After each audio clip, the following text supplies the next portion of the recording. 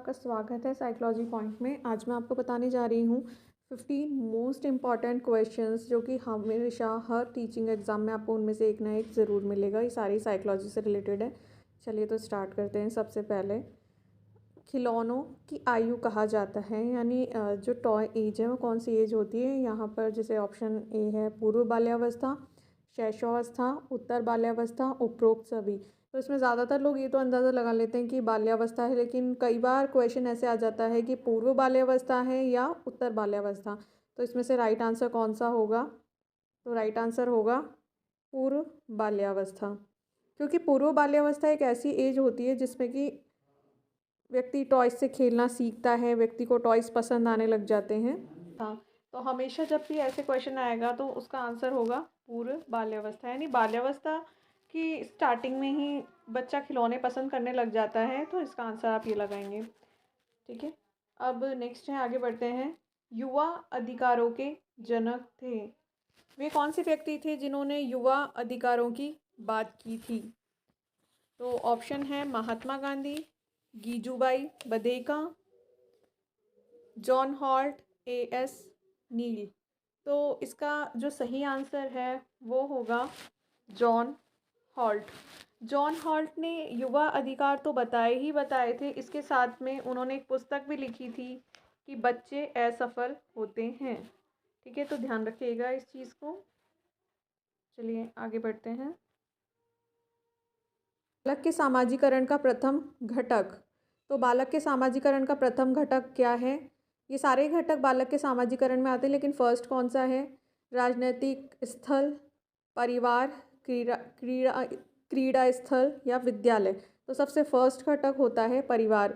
बालक सबसे पहले समाज में अपने परिवार से सीखना शुरू करता है कि हाँ, एक सोसाइटी भी एक पार्ट होती है, और सोसाइटी से थोड़ा इंटरेक्ट करना वो अपने फैमिली के थ्रू ही सीखता है। सेकंड नंबर पे आप अगर पूछा जाए हमेशा तो आप विद्यालय मार्क करेंगे।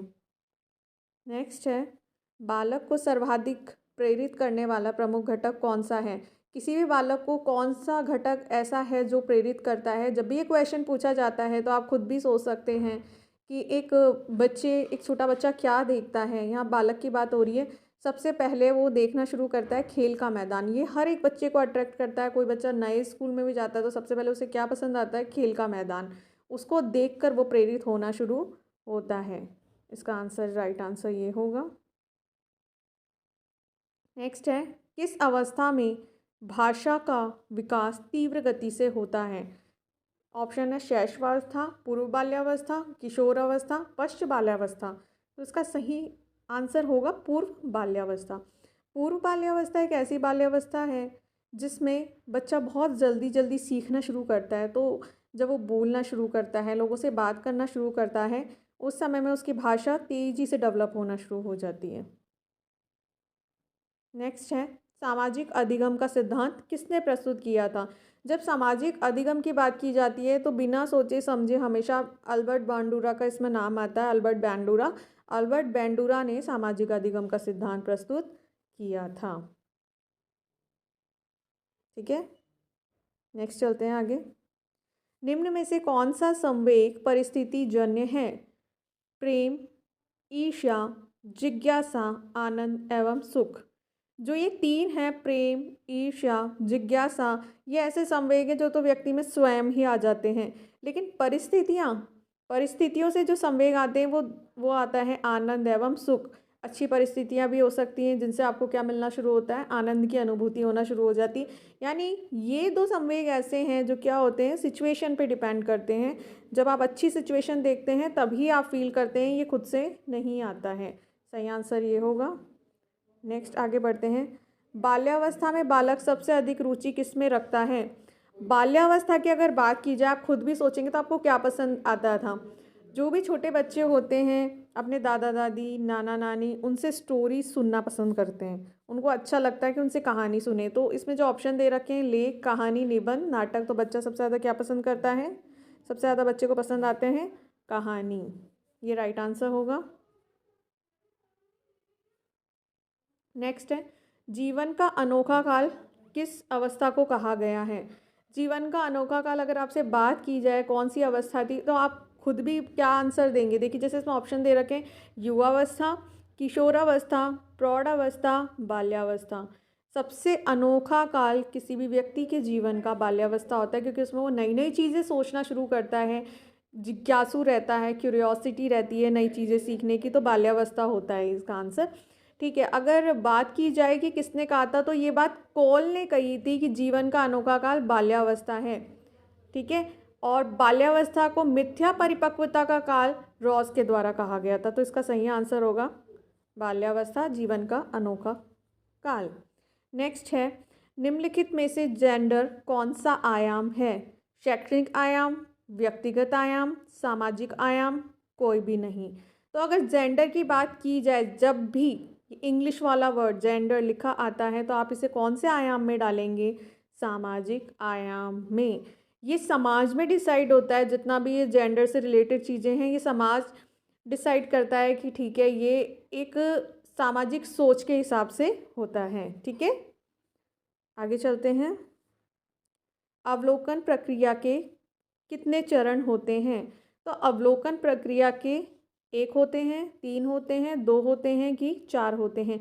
अवलोकन प्रक्रिया हमेशा 3 चरणों में होती है। फर्स्ट होता है पूर्व, ठीक है, एक होता है उसके दौरान, यानी उसके बीच में जो चलता है, और एक होता है पश्चात। ठीक है, इस तरीके से अवलोकन प्रक्रिया के ये मैंने तीनों चरण आपको बता दिए हैं। डर संवेग उत्पन्न होता है, जब एक बालक जन्म लेता है तो धीरे धीरे उसमें कई तरह के संवेग उत्पन्न होते हैं, तो उन्हीं में से एक संवेग होता है डर। तो जब ये पूछा जाएगा तो जैसे 2 माह में, 4 माह में, 2 से 6 माह में, 10 माह में, एक बच्चे के अंदर 2 से 6 माह में डर संवेग उत्पन्न होना शुरू हो जाता है। बालक का विकास होता है सिर से पैर तक, पैर से सिर तक, दोनों तरफ से, इनमें से कोई नहीं। बालक की अगर बात की जाए तो उसका जो विकास होना शुरू होता है तो वो हमेशा सिर से पैरों तक होता है। एक बच्चा पहले सिर से विकास करना शुरू करता है, पहले सिर उठाना सीखता है, पैरों तक की क्रियाएं उसकी बाद में आती है, पैरों को बाद में उठाना शुरू करता है। तो जब भी ये क्वेश्चन आएगा तो आंसर क्या होगा? सिर से पैर तक। ठीक है, नेक्स्ट आगे चलते हैं। निःशुल्क तथा अनिवार्य बाल शिक्षा का अधिकार अधिनियम 2009 राजस्थान में कब लागू हुआ? 2009 में, 2011 में, 2010 में, 2012 में? तो जब ये क्वेश्चन आता है तो लागू, ये अधिनियम 2009 था लेकिन ये लागू मार्च 2010 में हुआ था लगभग सभी राज्यों में। लेकिन राजस्थान ने अपना भी एक निःशुल्क तथा अनिवार्य बाल शिक्षा का अधिकार अधिनियम बनाया था, वो 2011 में हुआ था। तो इसका सही आंसर आप क्या लगाएंगे? सही आंसर लगाएंगे 2010 में। चलिए लास्ट क्वेश्चन की तरफ बढ़ते हैं। Last Child in the Woods के लेखक हैं स्टीनबर्ग, किनबेलो, चार्ल्स डिकेंस, रिचर्ड। तो सही आंसर आएगा इसका रिचर्ड। इन्होंने ये पुस्तक लिखी थी। आई होप आपको समझ में आया होगा। हम पूरे 15 क्वेश्चंस कर चुके हैं जिनमें मैंने आपको लगभग सारी बातें बता दी हैं, और आपने जो भी टीचिंग का एग्ज़ाम दिया होगा तो इसमें कोई ना कोई क्वेश्चन इनमें से देखा होगा। ये जस्ट थोड़ा सा मैंने स्टार्ट किया है, आगे आपको और भी day by day important questions मिलेंगे, तो चैनल पे बने रहिएगा। Thank you so much.